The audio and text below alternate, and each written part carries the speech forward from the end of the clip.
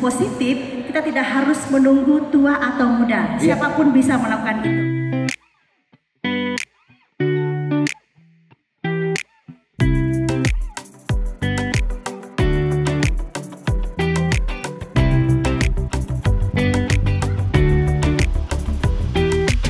Penerima penghargaan IKAL UIN Award 2024 kategori alumni muda berpengaruh adalah, ini masih segel ya? Masih disegel, Pak. Segel? Segel. Bukan. Segel. Ya, orang Madura saya soalnya. Baik. Bahasa Arab, bahasa Arab. Muqaffal, ditutup, Pak. Insyaallah. Mari kita buka ya. Bismillahirrahmanirrahim.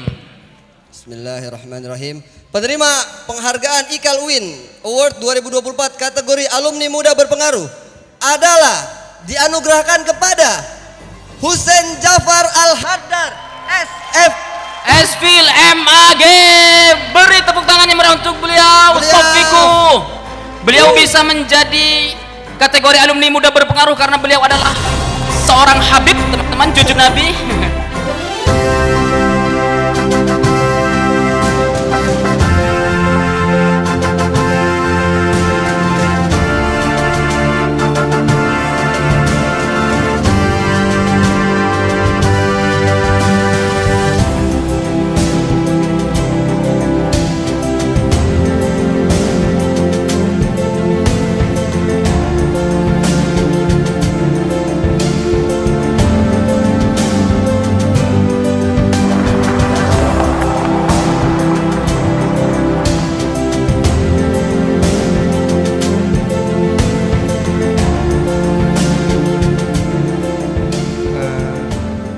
Profesor Dr. Harun Nasution pernah berkata satu perkataan yang walaupun saya tidak pernah hidup bersama beliau, tapi saya yakin ini pernah diucapkan oleh beliau, yaitu Assalamualaikum warahmatullahi wabarakatuh.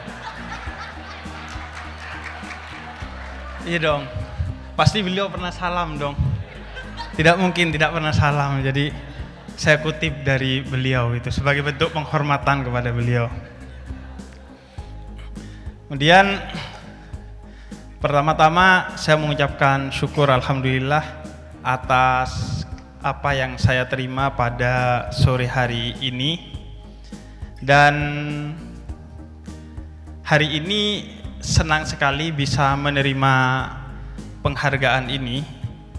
Saya tidak tahu kenapa saya yang dipilih untuk mendapatkan penghargaan ini, karena saya lahir dan besar dalam satu tradisi di mana melihat mata seorang guru aja sesuatu yang harus saya hindari karena khawatir menunjukkan ketidaksopanan saya kepada dia dan menunjukkan kekurang ajaran saya kepada dia yang menyebabkan dia tidak berkenan kepada saya.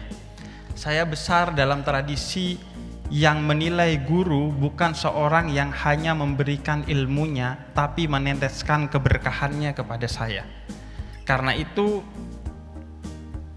bukan basa-basi kalau saya mau mengatakan bahwa penghargaan ini utamanya kepada orang-orang terhormat yang ada di depan saya, yaitu para guru-guru mulia saya di UIN Syarif Hidayatullah Jakarta. Karena itu kalau bapak-bapak dan ibu-ibu perhatikan, saya ketika naik ke panggung ini saya tidak lewat di jalan yang merah itu, di karpet yang merah itu, saya jalan di jalan yang putih karena bagi saya karpet merah itu untuk para guru saya di UIN Syarif Hidayatullah Jakarta. Dan saya hidup di media sosial, di mana di sana ada banyak netizen yang kayak jin, yang suka merendahkan orang lain termasuk saya. Tapi saya senang karena guru saya berkata bahwa ketika kamu direndahkan berarti kamu tinggi di mata dia. Karena itu ketika hari ini di panggung ini saya ditinggikan, saya curiga dua hal. Saya diberi penghargaan karena yang pertama berarti saya rendah sehingga harus ditinggi-tinggikan. Kemudian yang kedua, tampaknya IKAL UIN kurang memiliki budget untuk saya ceramah di sini.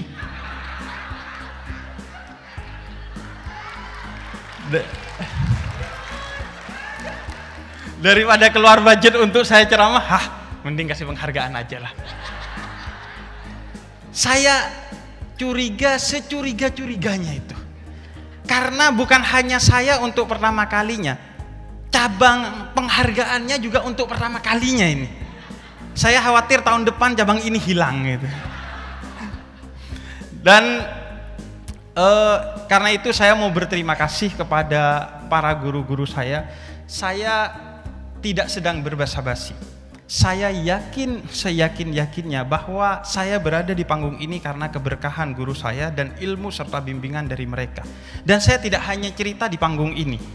Bagi bapak-bapak dan ibu-ibu, teman-teman semua yang menonton podcast saya, di berbagai podcast saya sering kali bercerita bahwa saya begini karena guru saya.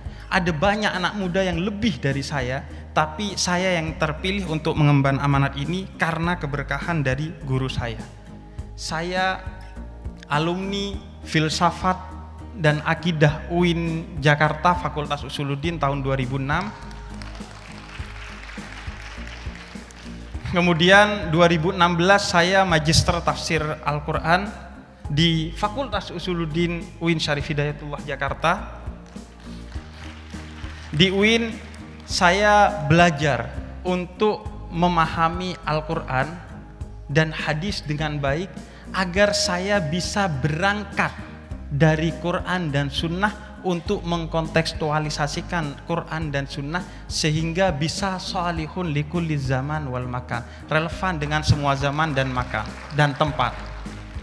Di tengah-tengah tantangan orang-orang yang ingin mengembalikan Al-Quran dan Sunnah, yang itu bisa beresiko mendorong orang kepada kejumutan atau keterbelakangan. Dan saya belajar di UIN Jakarta, khususnya Fakultas Usuluddin, untuk mendakwahkan Islam secara rasional melalui Fakultas Usuluddin jurusan Akidah Filsafat di tengah tantangan dakwah yang ada di anak muda yang menghendaki Islam yang rasional di tengah anak-anak muda yang open minded. Dan yang terakhir, saya belajar tentang toleransi antar umat beragama melalui lagi-lagi Fakultas Usuluddin UIN Syarif Hidayatullah Jakarta di mata kuliah studi agama-agama agar saya bisa mendakwahkan toleransi antar umat beragama di tengah tantangan yang begitu besar yang beberapa waktu lalu terjadi di satu wilayah yang tidak jauh dari Ciputat, yaitu di Pamulang, di mana ada saudara-saudara kita, yaitu anak-anak Katolik yang dibubarkan acara doa bersamanya di rumah mereka. UIN Syarif Hidayatullah Jakarta, khususnya Fakultas Usuluddin, telah mengajarkan kepada saya bahwa Al-Quran, bahwa akal, bahwa saudara-saudara kita, apapun iman dan agama mereka itu adalah karunia terbesar bagi kita sebagai muslim yang prinsip utamanya adalah rahmatan lil alamin. Dan terakhir saya tidak menduga Gusmen atau Menteri Agama tadi menyampaikan masukan itu. Saya sangat setuju karena saya baca satu berita 10 April 2018 jam 9 kurang 6 menit malam hari, seorang penyair salah satu yang terbaik yang dimiliki oleh bangsa ini bernama Danarto. Beliau meninggal dalam insiden kecelakaan karena dalam perjalanan menyeberang di depan UIN Syarif Hidayatullah Jakarta. Saya langsung mendengar kabar itu pergi ke rumah sakit UIN Syarif Hidayatullah Jakarta.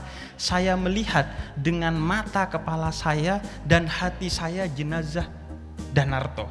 Dan ia ingin menyeberang di depan UIN Syarif Hidayatullah Jakarta karena tidak ada JPO, dan akhirnya takdir menyebabkan ia harus meninggal dengan kecelakaan di depan UIN Syarif Hidayatullah Jakarta. Karena itu saya yakin dan mendukung sepenuhnya untuk dibangun jembatan penyeberangan orang di depan UIN Syarif Hidayatullah Jakarta. Agar kita bukan hanya melahirkan penyair-penyair terbaik, tapi juga kita menjaga nyawa dan kesehatan penyair-penyair terbaik yang telah ada di lingkungan kita, baik di Ciputat maupun di seluruh Indonesia. Itu dari saya, semoga penghargaan ini menjadi motivasi untuk saya semakin berdakwah dengan baik. Dan terima kasih para guru di era di mana menggurui begitu tinggi tapi minat jadi guru begitu rendah. Dan terima kasih kepada penghargaan ini. Saya tahu bahwa UIN mungkin tidak punya tradisi dan bakat untuk mendidik saya menjadi wali kutub.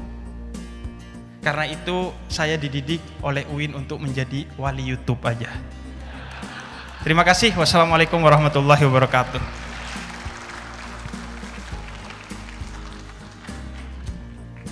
Iya, baik. Selamat sekali lagi.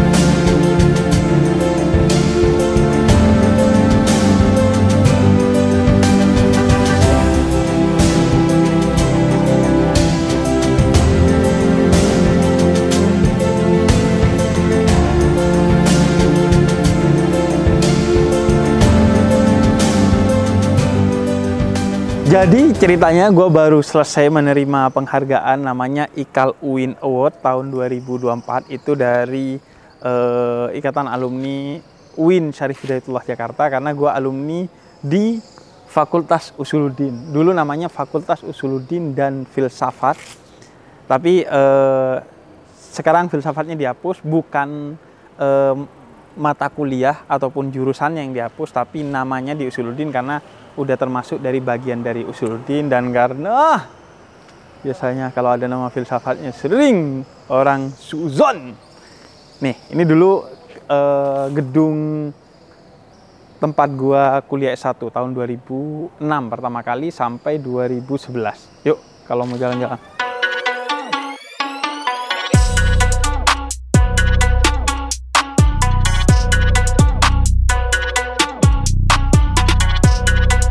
Nah, ini karena udah malam, jadi gelap banget, seperti masa depan dan iman Anda.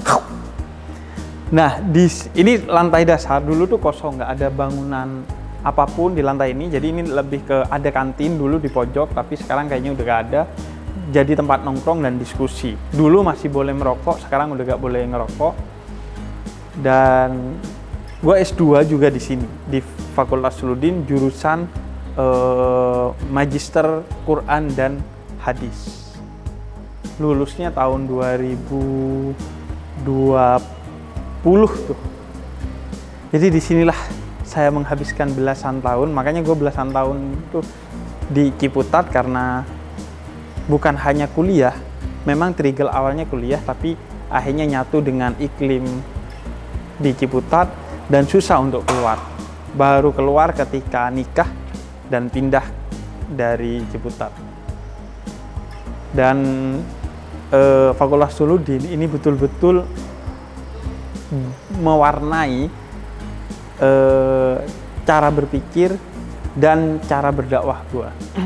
Paling tidak 3 hal. Pertama, dia mengajari gua tentang menafsir Al-Quran dan Sunnah yang kontekstual. Jadi berangkat dari Al-Quran dan Sunnah untuk merelevansikan Al-Quran dan Sunnah sesuai dengan tantangan zaman. Karena Al-Islam dan Al-Quran itu sholihun likulli zaman wal makan. Relevan dengan semua zaman dan semua tempat. Dan di sini gue diajarkan untuk terus mengkontekstualisasikan. Agar Islam itu selalu relevan di setiap zaman dan di setiap tempat. Seperti Islam di Indonesia yang selalu relevan di setiap zaman melalui Muhammadiyah, yang mengembangkan Islam berkemajuan, dan di setiap tempat melalui NU yang mengembangkan Islam Nusantara. Kemudian yang kedua, gue belajar tentang filsafat yang mengajari gue tentang melihat Islam secara rasional, sehingga dengan begitu cocok untuk dakwah kepada anak muda yang open-minded group tuh.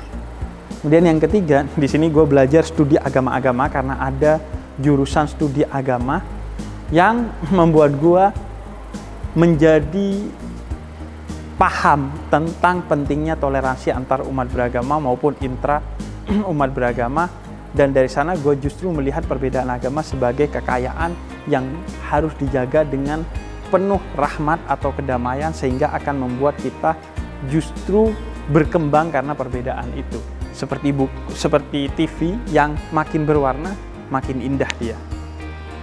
Dan karena itu, gue selalu bilang bahwa Islam di Indonesia selain itu diwarnai oleh NU dan Muhammadiyah, juga diwarnai oleh UIN Syarif Hidayatullah Jakarta. Karena dari sini lahir tokoh-tokoh Muslim di Indonesia yang mewarnai keislaman di Indonesia agar terus maju dan bisa berkembang bagi keindonesiaan, bagi kebudayaan, dan bagi zaman yang terus bergerak. Beginilah hidup kita dulu.